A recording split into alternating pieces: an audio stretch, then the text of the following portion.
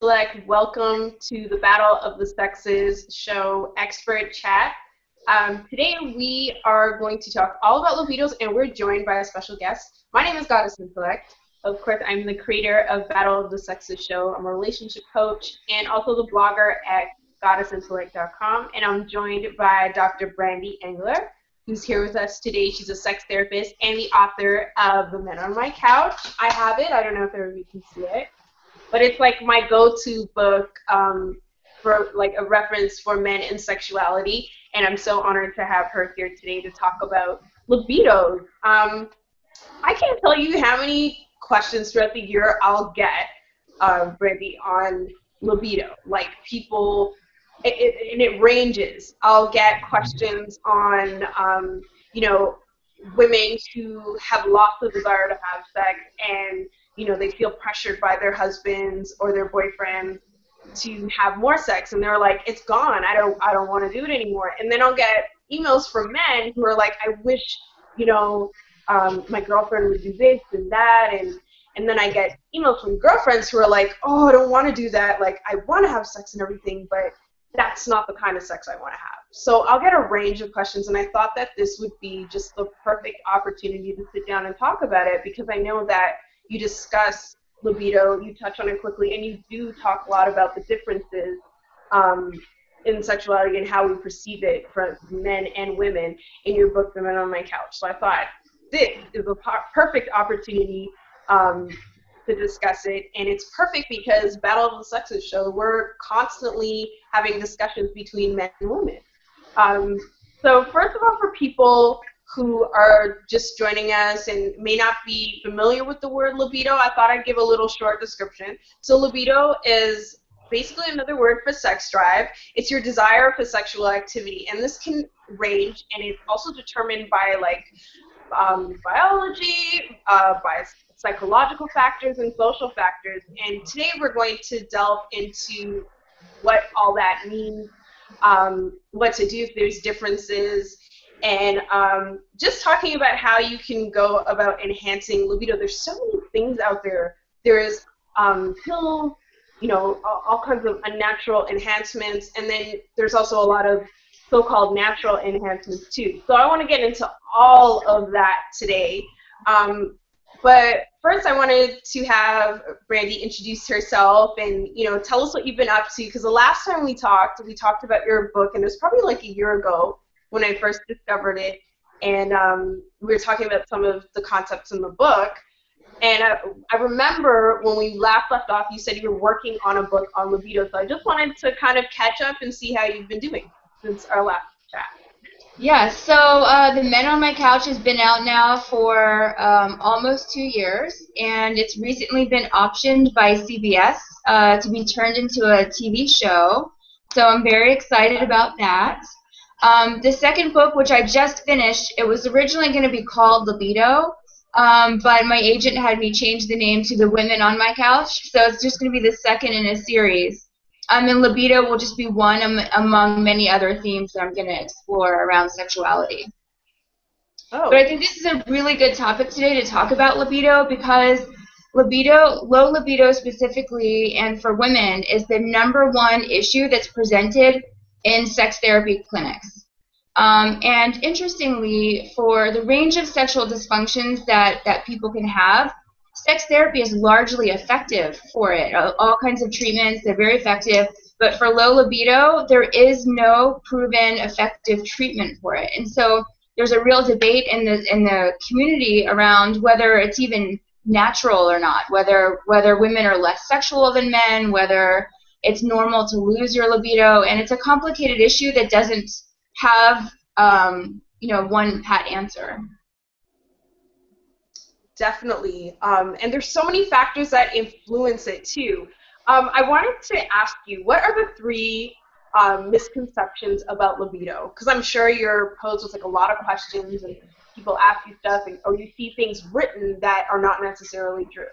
So let's Sure. I think one big one is that this is an issue that's specific to women. The truth is there are tons of men out there who also struggle with low libido, so it's not really a gender-specific issue.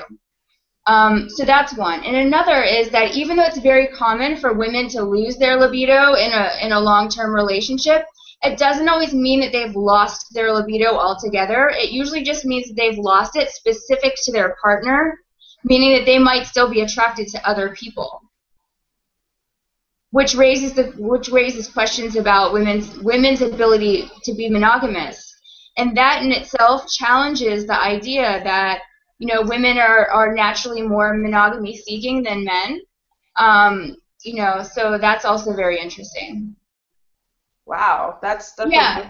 And even more, to add one more point to that it's also assumed that women's sexuality is very emotional, and that if you just have this like close, intimate, emotionally sort of connected relationship, that women's libido will be higher.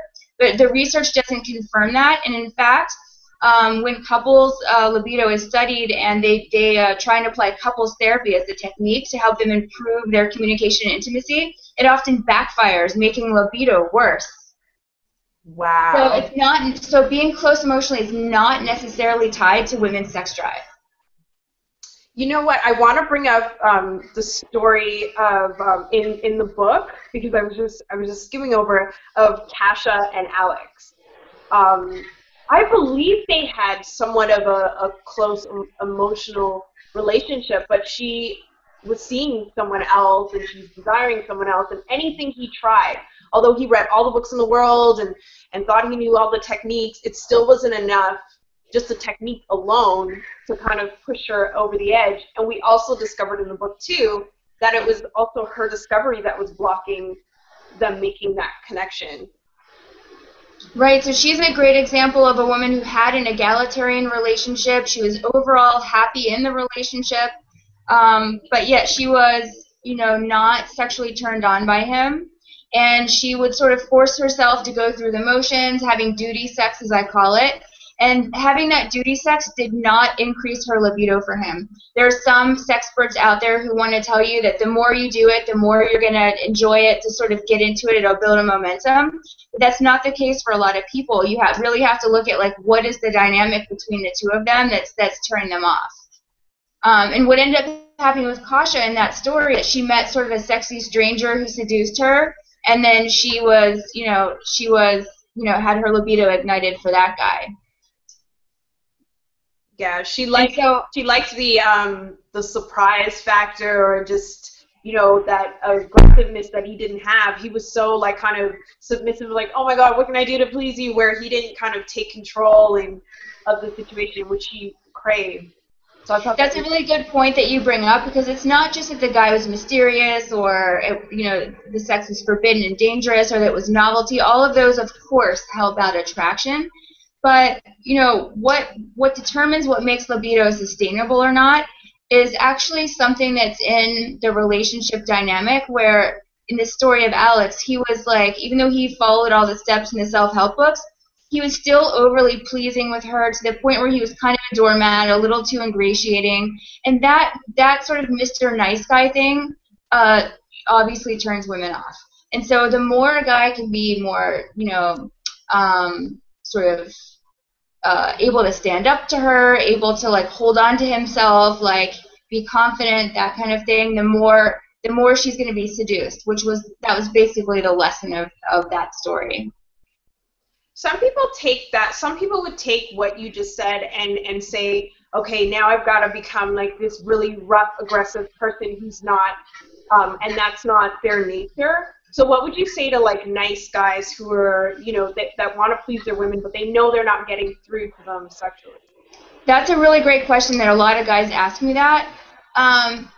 It's not that a nice guy, actually, I shouldn't even use that word, because it's okay to be a nice guy. In fact, women do want men to be nice. So a lot of women assume it's bad to be or men will assume it's bad to be a nice guy, and they go all the way to the other side of the spectrum and become aggressive and kind of a jerk, thinking this is what women want. You got to treat them bad. You got to be a jerk.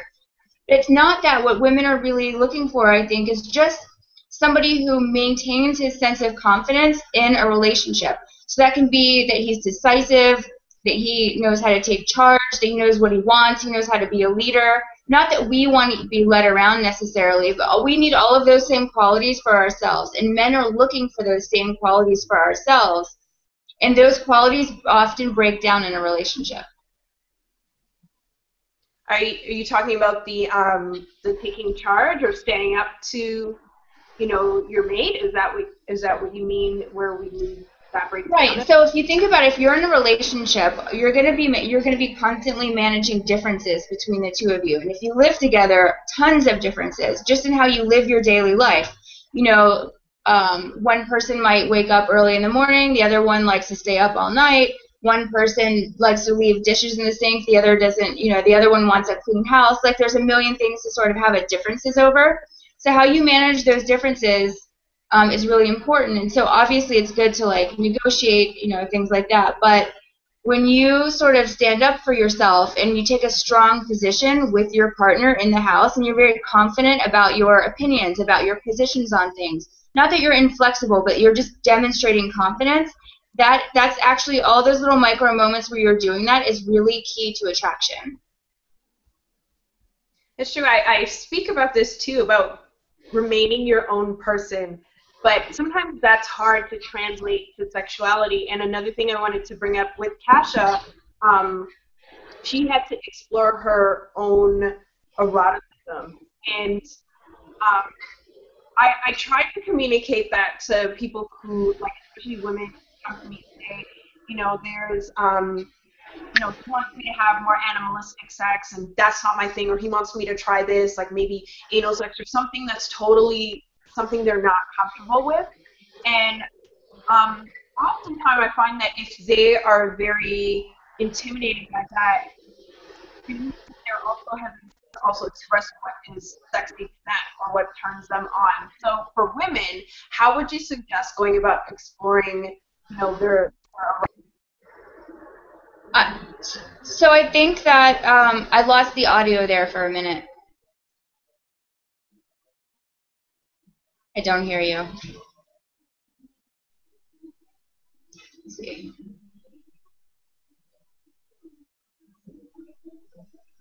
Can you hear me? You can hear me? Yes? Okay, I can't hear you, but I'll speak anyways. So I think that it's important for women to have a process where they're being conscious about their sexual decisions.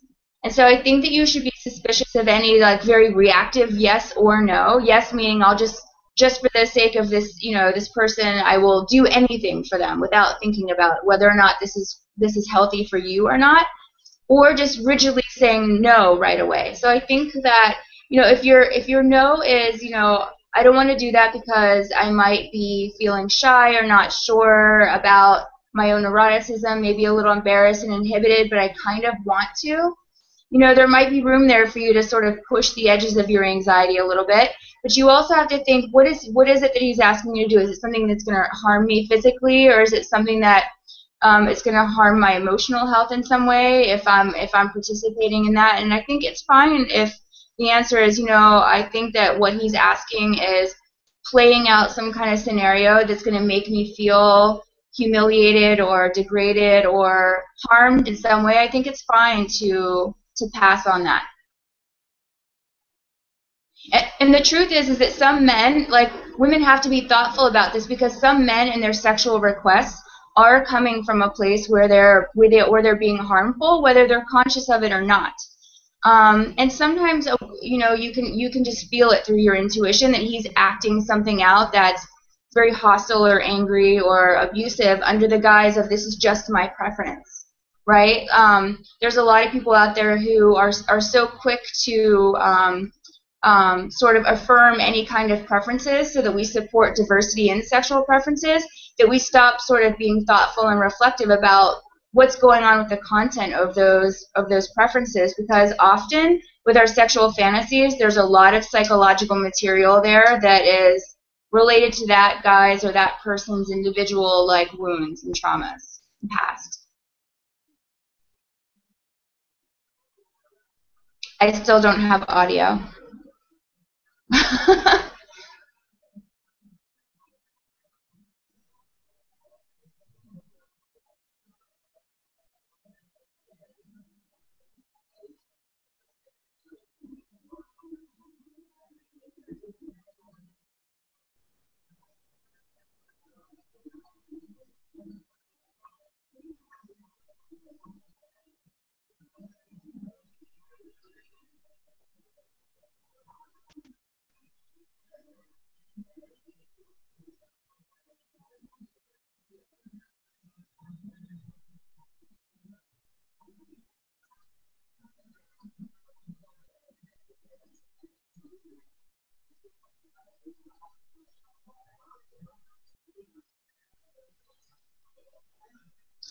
Mm.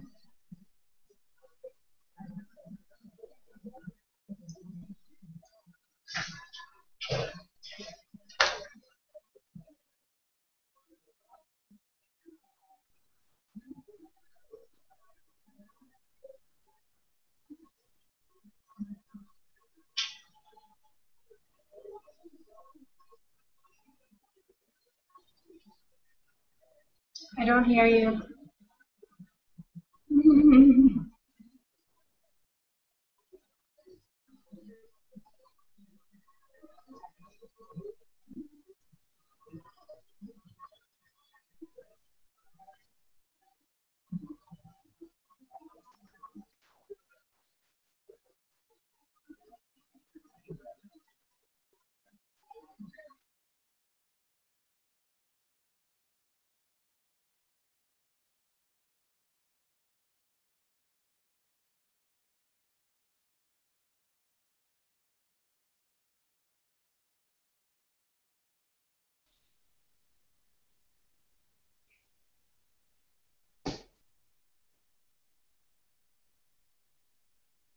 Hello?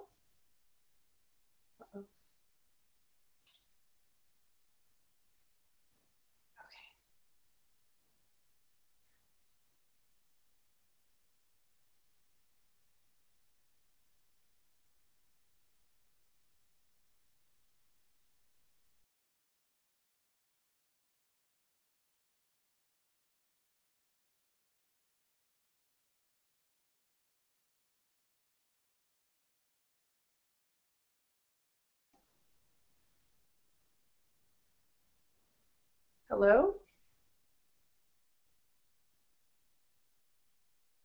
Dr. Vibe? Okay.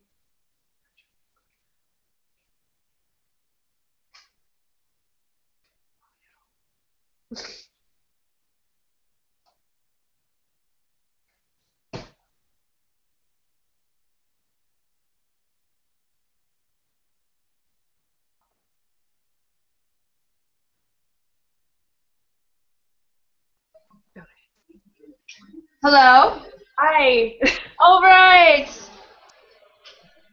Did I end up kicking everyone off? You did not kick me off. I saw that you were gone, so I left for a minute and came back. Okay.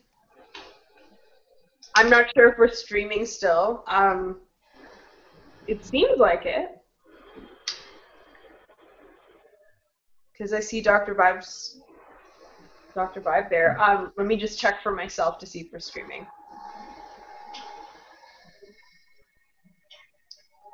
And we were getting to the best part too.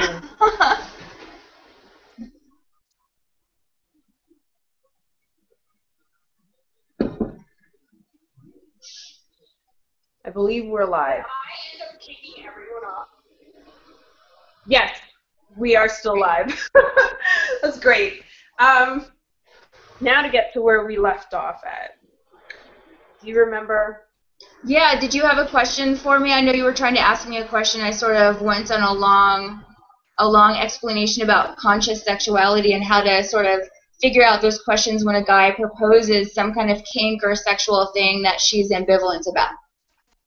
Oh, yes. Okay. And the second part to my question was, how can a woman explore her natural eroticism? How can she begin to explore what she finds sexy? Because a lot of us don't know. I know for myself, I grew up in a Christian home, and like even sitting without your legs crossed was, you were judged or looked at like, what are you doing? Are you, you're fast or whatever. So for me, my personal journey, it took me a while to open up. It really took me a while to open up. So I know that I'm not the only one kind of struggling with that. I mean, I'm not struggling anymore. I'm pretty open. But for a woman who's like, I don't know where to start. I don't know what I find sexy. I just kind of see whatever the adult films or whatever's out there, and I think that's sexy, but that's not quite me.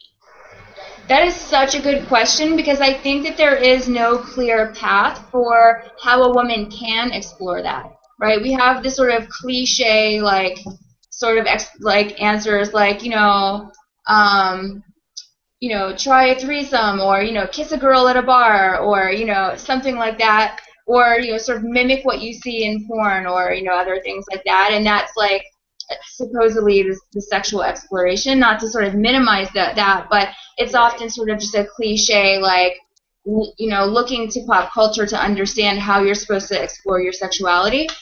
And there is no easy answer for that. And in fact, my entire second book, like, I talk about my own exploration, like how am I going to answer that question for myself and for my clients who are asking me that question, because psychology doesn't necessarily have an answer for that, for how to explore, how to find your own eroticism.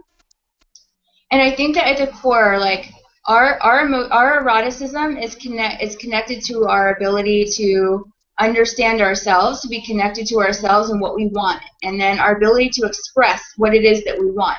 So a large part of libido problems is the inhibition of expression, like our creative impulses, our fantasies that arise, feelings that we have toward the guy. All of these things can be expressed sexually, but and that's really the foundation of passion, which is what everybody really wants, is passion. Passion is different than chemistry, which is very biological. That's nice too, but everyone really wants passion.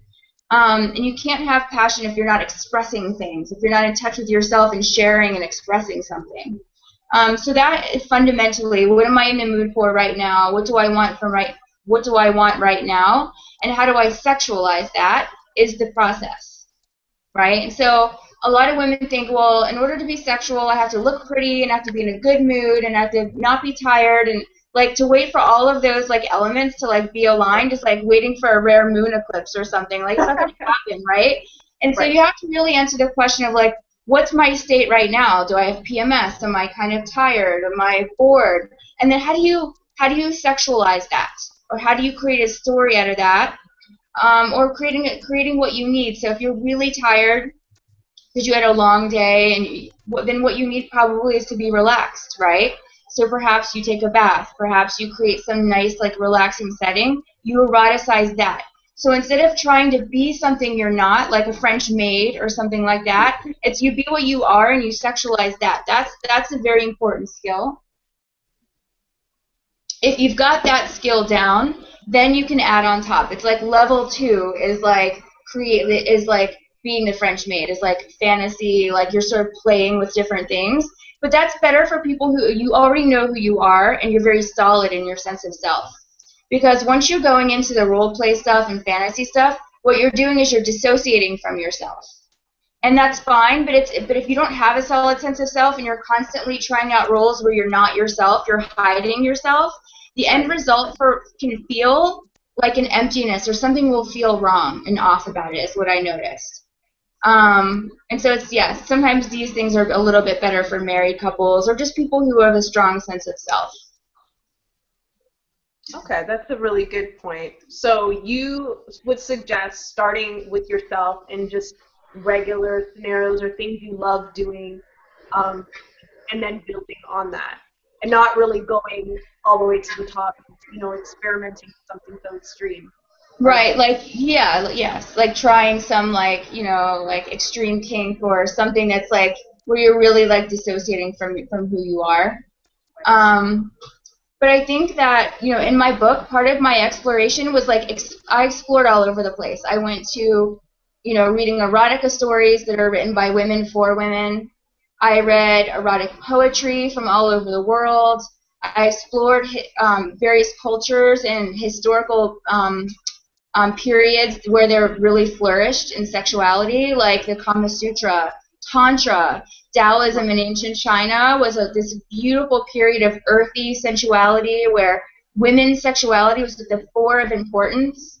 Men actually went to school to become love masters, learning how to please women. So we don't hear about this, but all over the world there were periods of time where it was thought that orgasms led to pregnancy.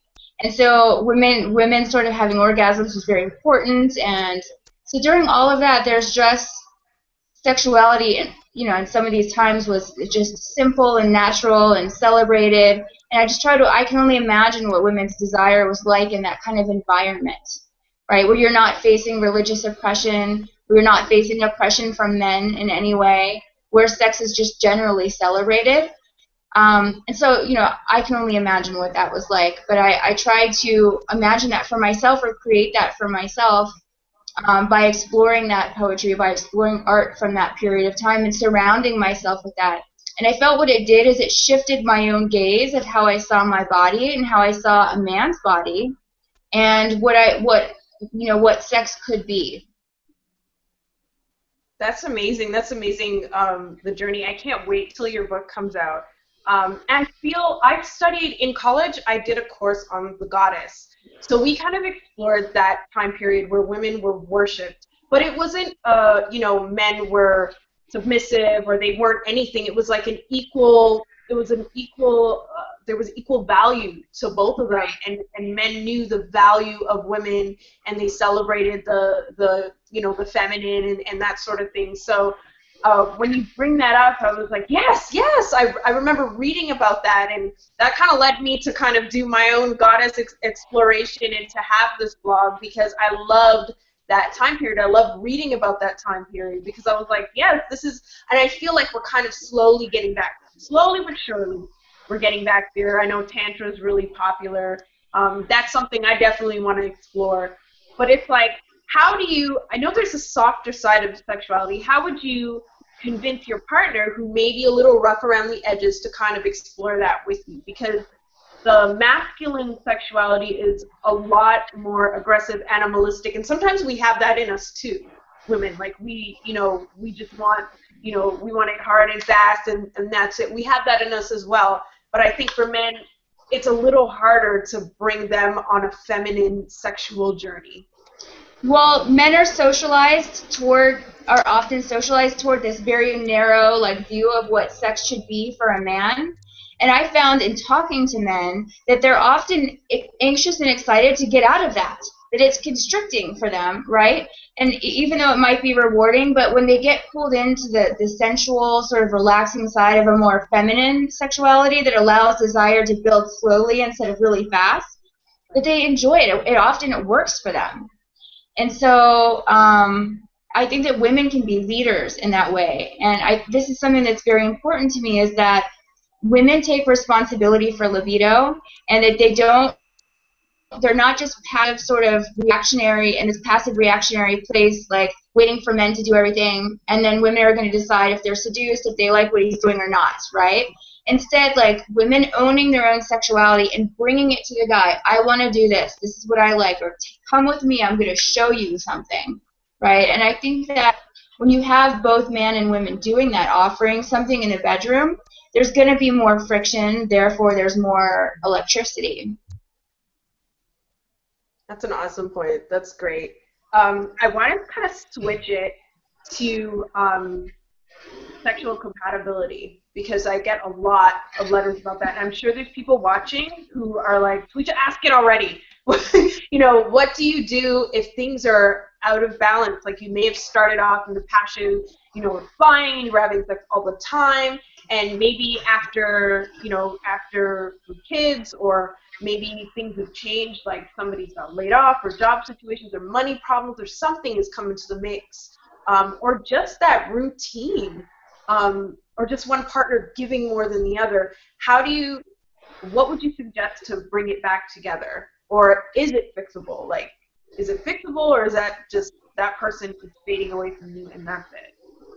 And so when you say compatibility, do you mean in sexual styles, or do you mean in sexual desire? One person has more than the other. I think for the purpose of this, for this conversation, we'll say desire. Desire, okay. That's where not all of the questions, but a lot of the questions have to do with desire. So first, I just want to normalize that having a difference in desire happens to most people.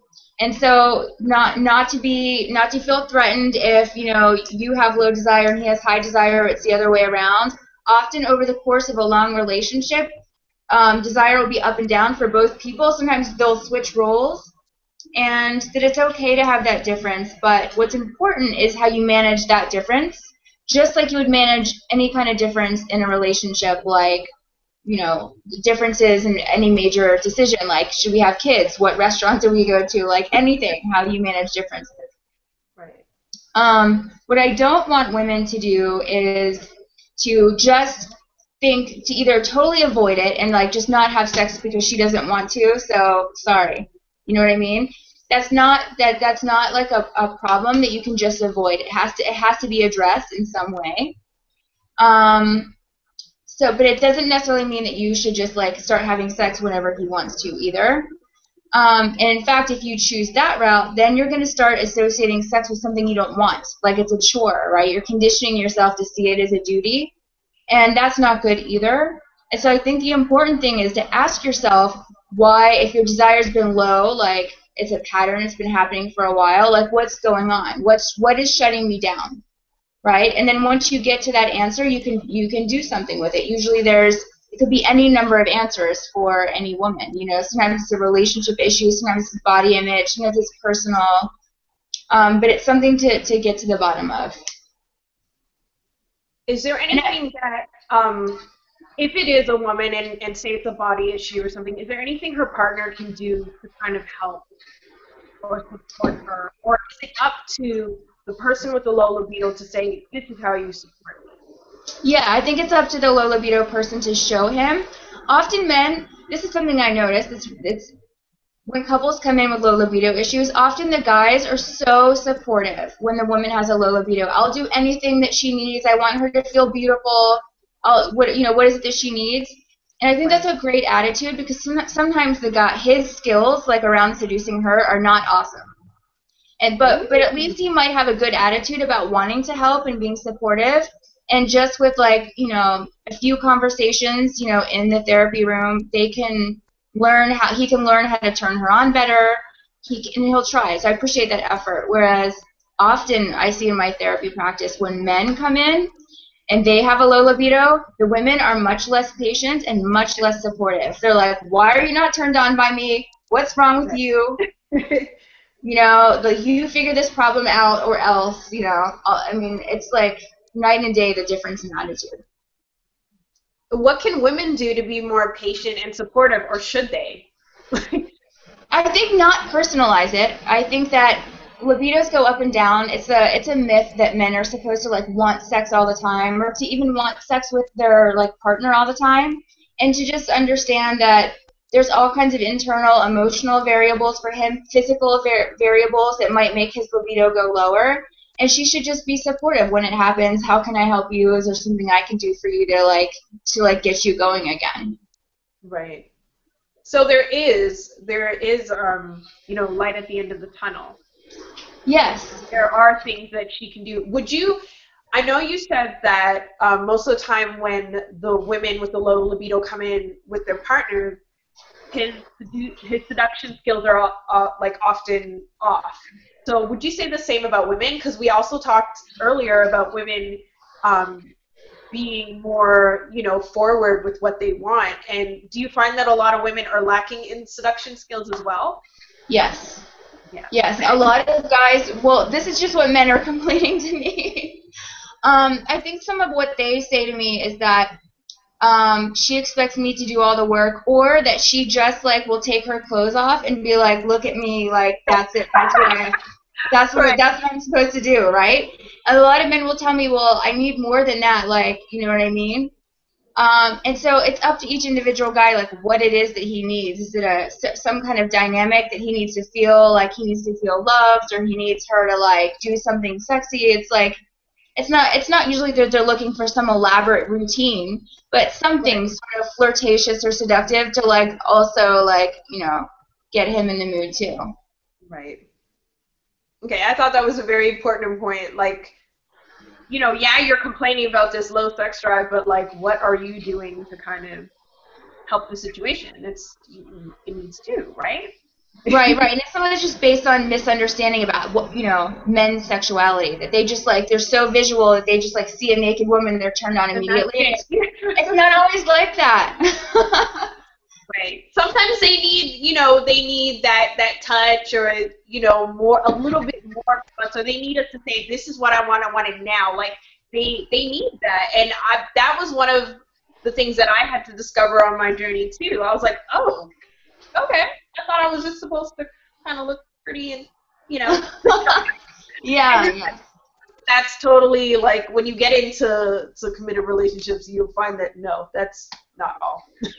That's not all they need, all men need. So I'm glad you brought that up. I'm just looking at our time. Oh my gosh, it went by so quick.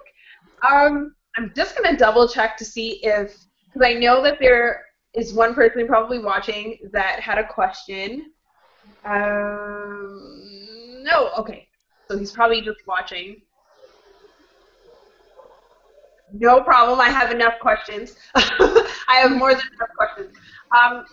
I know we were talking about sex drive, so now let's switch to styles, because I know that's also something that comes up too.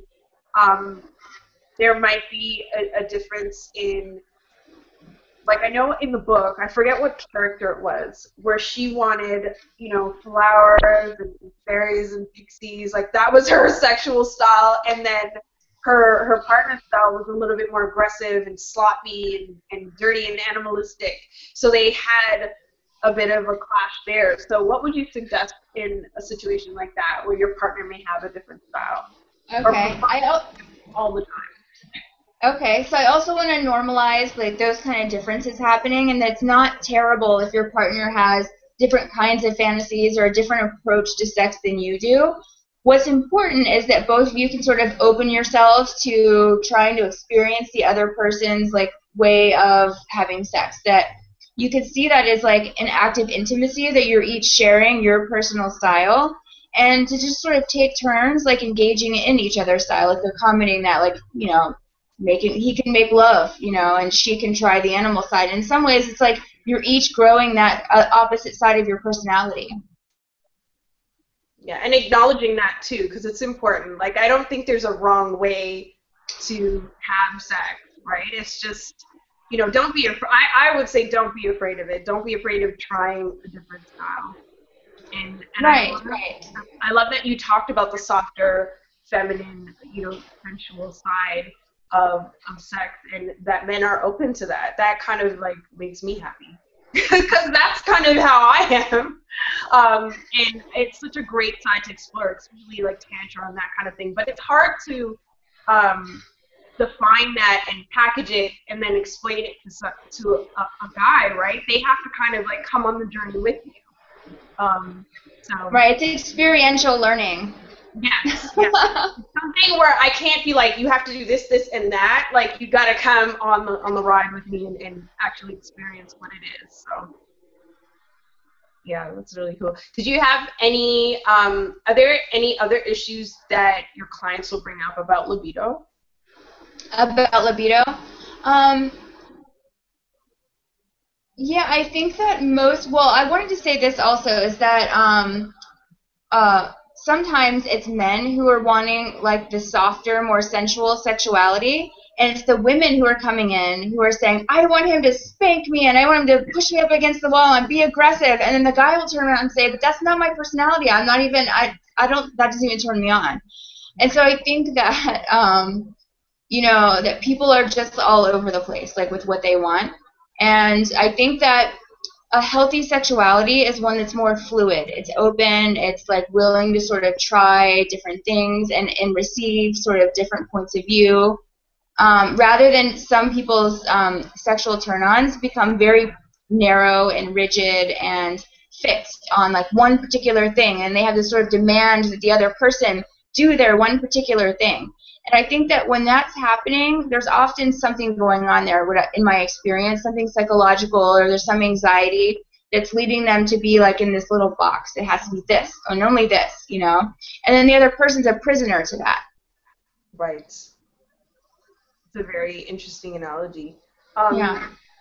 I know there's a lot of, in the beginning I had mentioned, there's a lot of enhancers. Like, even when you Google libido, it's like automatically ads pop up. It's like natural enhancement and this medication and that. So what is your perspective on enhancement? Like, would you suggest that to any of your patients at all, or do you kind of, that's just not your area, or you wouldn't suggest that? That is really not my wheelhouse, and I think that I'm not interested in it because I think that it's something that could be cultivated just more holistically. Like, I feel like the medicinal approach to anything sexual, including like Viagra for erections, is sort of just a band-aid approach to get you functioning, but it's not taking care of, you know, the inhibition that you have because you're anxious, or a trauma that you had where you were abused, or just a lack of like erotic knowledge, like you haven't cultivated your own erotic intelligence, so you kind of don't know what to do, you know? And so in those cases, I like to just direct women to like, all right, it's time for you to go on a journey of figuring out what you like. Sometimes I start women by just reading lots of erotica stories written by women and just telling me, okay, I hate this and I like this, you know? Or I have them look at some erotic poetry. Someone will be like, this one turns me on, this one's really corny, you know? And it gets, once they start getting engaged, their own mind gets like sort of ignited, like, and they start coming up with their own creative ideas inspired by that little bit of stimulus. Right. And from there, they can take it. That's a really good way, because I know that a lot of that stuff is popular, like 50 Shades. I never read it just because I don't know. I'm the kind of person I'd like to explore things on my own, and I'm more visual. So like that book didn't really resonate with me, or wasn't anything I really wanted to explore. But it blew up. It blew up. Can you explain maybe what was behind that? Because it's people, like it's older women, it's people that you would not expect to read it, and it was flying off the shelves, and now the movie's about to come out, and everyone got that. So can you explain kind of the phenomenon behind that? Sure. I mean, the theme in that book is the same as, it's been around for a long time, and it's in a lot of stories that turn women on, including all of the vampire stories, which is like, there's this inexperienced woman who's just your average, ordinary woman, but this powerful, sexy man who's kind of dangerous sees something special in her and both wants to harm her and take care of her at the same time. And so she experiences her power and sort of getting this like dangerous creature to like love her or take care of her instead of hurting her. And so that sort of tension is, I think, very erotic for women. And then the way that like this guy who is very decisively sexual in his own way draws her out of her shell, and then she starts to become more sexual, right? That's what's happening in the book, and that's a theme that happens in a lot of women's stories. And so I think that's fine. I think that I actually use that book sometimes to help men in sex therapy, because the male character is so confident. But I'm less inclined to use it with my female clients, because I'm really trying to encourage them to also sort of like take initiative and be leaders and show the guy around a little bit rather than just depending on him to do that. Very cool. So do you think that women will learn how to do some of that with the women on my couch? I think so. I provide a lot of different examples. So rather than just there's one path, I provide a lot of different examples for how women can get there. And I think that, you know, some of the belief systems around sexuality from different periods of time can be ideas that women can internalize and grab onto. Like the idea that from Tantra, the idea that sexuality is spiritual, or from the ancient Minoans, you know, before Greece, when they sort of had goddesses. That was, seemed to be a very earthy, beautiful, also spiritual sensuality. And I think that when sex is framed in a way that's healthy and even spiritual and just sort of beautiful, that I think that it gives a way for women to feel like this is something I can really embrace and like really love my body, and that this is something that I can bring to the bedroom. So they have all kinds of meditations and visualizations that are designed to wake a woman's body up so she's generating sexual energy in her body and that she can bring that to the bedroom.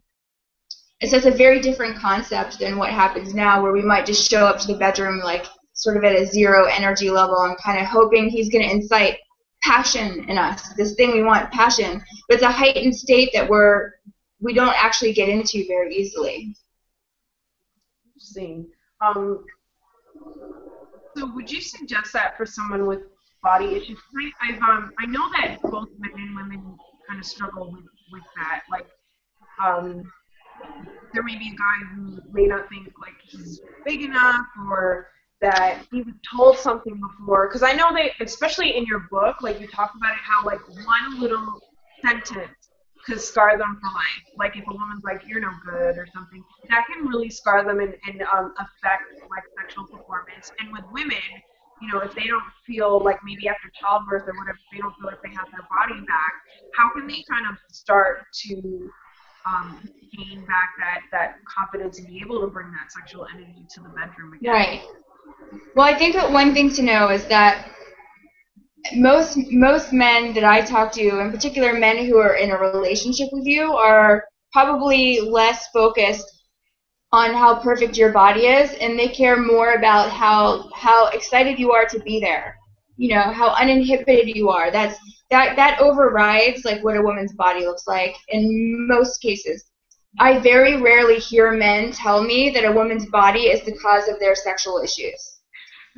Every once in a while, some guy will say something like, "Oh, she's like gained some weight after the baby," or this or that. And usually, I notice a pattern that the guys who say that seem to have their own body image issues, and so they're projecting that onto her a little bit. But most guys don't seem to care. So I think that in terms of yourself and his body, I think it's important to, in a way, like develop the gaze of a poet. Be able to look at your body and see what is magnificent, what is actually beautiful, and what's sacred about the body. We're so used to like objectifying our body, like this size is good, this size is bad, this should be shaped like this. Like we're looking in this way that there's no love or beauty. Like the eyes of a poet sees beauty in everything, or sees meaning in everything, right? And we objectify, we don't see meaning, right? We don't appreciate. And that the energy, when you get yourself into a state of like looking at your lover's body, just even looking at his penis and appreciating it, like this is something beautiful, it changes you. It changes how you feel. It changes your whole energy. It's the same thing. You can be directing that back toward your body. So it takes time. But again, exposure to all of these sort of different times and places in history is what can begin to shape how you look at sex and each other. Awesome. Is there any resources that you would recommend? This is a selfish question, of course. Are there any resources you would recommend for anyone wanting to explore that time where sexuality was actually like celebrated and there were no judgments or any of that kind of or hidden agendas placed on it, and people were just free to explore? Yeah, I think a really good book is The Tao of Loving, and another one called The Multi-Orgasmic Woman. Those are two books that influenced me a lot. You could just Google and sort of learn a little bit about the Minoan culture. There's the images and statues that they made of women just blew me away. And they have sort of a lasting impression, on like how to sort of look at your body.